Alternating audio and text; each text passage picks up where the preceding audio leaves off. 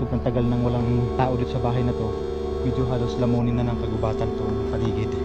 Medyo creepy na, nakakatakot. At mag-isa pa tayo dito.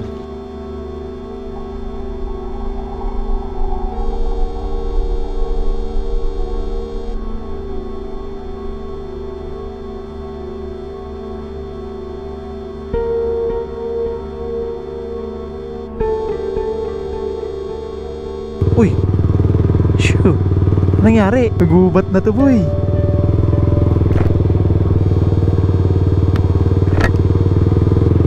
Gubat, walang tao dito, walang kapay-bahay. Ayan oh. Nakakatakot dito. Ahon na ahon pa oh.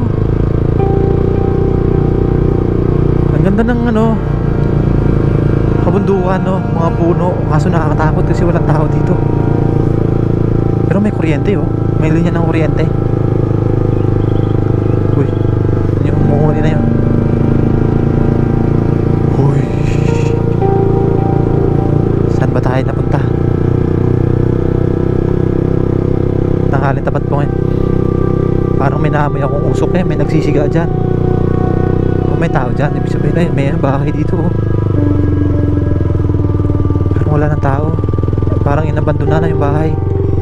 Pero may mga damit nakasampay. Tapos paliko. Tingnan natin dyan.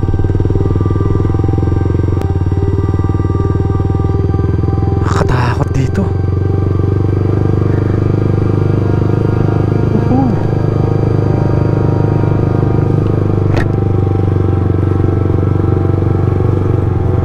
Mabang ahas dito. Anaconda no. Uy, ano yun? Grabe yung daan. Nakakatakot. Parang nilalamon na ng kagubatan tong ano, daan. Sukal na oh. Malayo pala siya dun sa mismong barangay road. Siguro itong kalsada na to pinagawa para lang talaga dun sa mansyon. No? Kaya nung ay laki ng puno. Tabi-tabi po. Oy, ano ba yan? Makakadaan ba tayo dyan? May puno, laki. Hindi tayo makakadaan dito. Kasya ba tayo? Ang laki ng puno, natumba yung sanga oh. Ay yung puno pala mismo.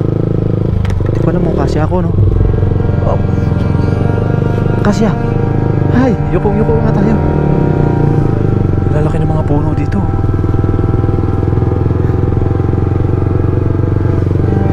Medyo nikilabutan ako. Nakakatakot. Grabe yung mga puno. Parang weird ng feeling pag nandito ka. Lalo mag-isa tayo. Hindi ko alam kung tama pa yung pinabaybay natin. Papunta ba ito sa mansion o... Oh, ito na nga yata. Ayan o, may ano. Ay, ito na. May ano dito. Tingnan natin to. Ano nakalagay dito sa ano? Wala na, nabura na.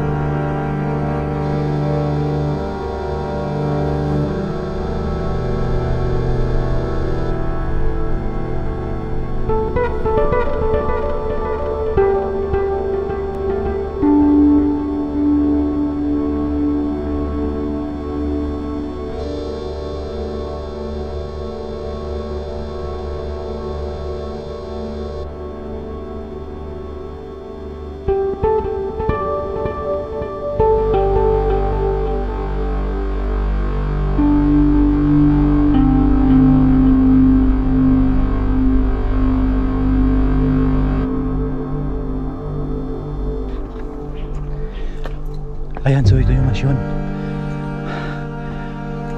Nakapadlock po siya. So hindi tayo pwedeng pumasok, nakapadlock. Ayan oh, napakaganda nitong mansyon na to guys. Ang laki. So ayan oh, hindi ko alam kung bakit hindi ito binuksan para sa publiko, no, para maging tourist spot, no. Hindi ko alam kung bakit hindi nila i-turn over ito sa Department of Tourism. So kung i-search mo kasi yung Jose P. Laurel Mansion ay sa Mandaluyong ituturo. Ito hindi masyado tong naano sa Google, nakarehistro sa Google. So makikita mo lang to sa mga YouTuber, no, na nagva-vlog patungkol sa mansion na to. At ang sabi nga doon sa kanilang mga content, ito ay ang ano daw, dating mansyon ng dating presidente ng Pilipinas, no, na si Jose P. Laurel. Napakaganda. Ayun, doon ay mayroon pang ano, upuan na bato, tsaka may parang table na bato din. Ang ganda.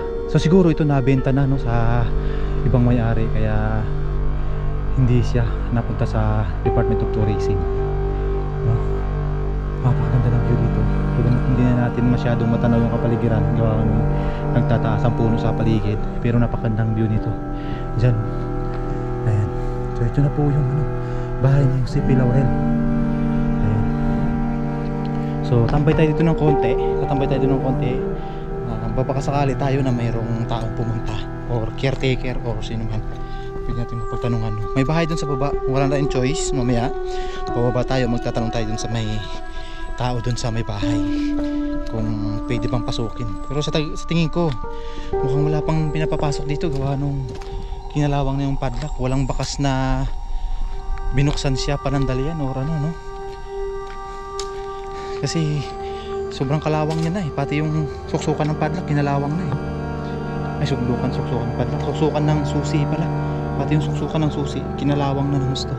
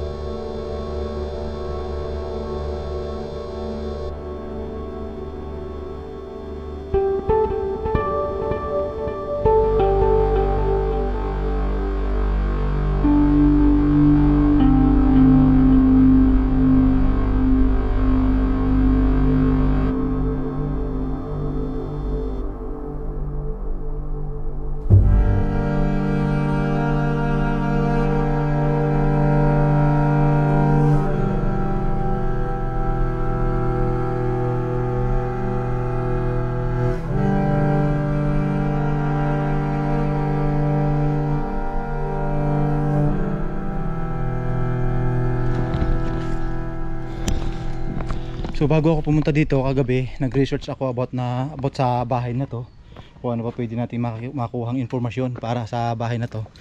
Pero very limited lang yung mga information na nakukuha natin dito, no. Yun lang yung ding galing sa mga kapwa natin content creator na nakapunta na dito. So when it comes to history, no, and background nitong bahay, wala tayong masyadong makikita. Hindi ko alam kung ano nagiging talagang history nito, kasi napakalimitado ng ano. So kailangan natin ng siguro magkaroon ng taong nakakaalam na kung ano talaga ang istorya nitong bahay na to. Wala tayong caretaker, medyo matagal na tayong nandito nakatambay, pero walang caretaker na pumunta, no. Siguro walang taong hindi ko lang alam. Siguro imposible naman kung walang caretaker to. So gusto na nating pasukin, kaya lang makikita nyo yung padlock. Ayan, yung padlock, kahit yung suksukan ng padlock ay kinalawang na. Suksukan ng padlock, suksukan ng susi, tsaka mukhang nagdikit na yung kalawang sa mismong padlock. Kaya ibig sabihin sobrang tagal na nitong hindi nabubuksan itong padlock na to. So sarap sanang pasukin yung pinakabuong mansyon, no, para makita natin kung ano yung meron dyan sa loob. Kaya lang wala tayong paalamanan, no. So mahirap naman kung mag-Uber na bakod tayo dyan, baka tayo makasuhan pa ng trespassing. medyo halos lamunin na ng kagubatan tong paligid. Medyo creepy na, nakakatakot. At mag-isa pa tayo dito. Kita mo naman, meron pa dito isang ano, kung saan makikita natin ditong ano na to, pundasyon na yung pool, no? I think pool ito, baka flag pole ito noon.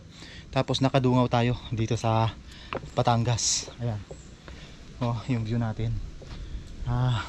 Kasi si Jose P. Laurel daw ay pinanganak sa Tanawan, Batangas, no? Taga Batangas talaga siya.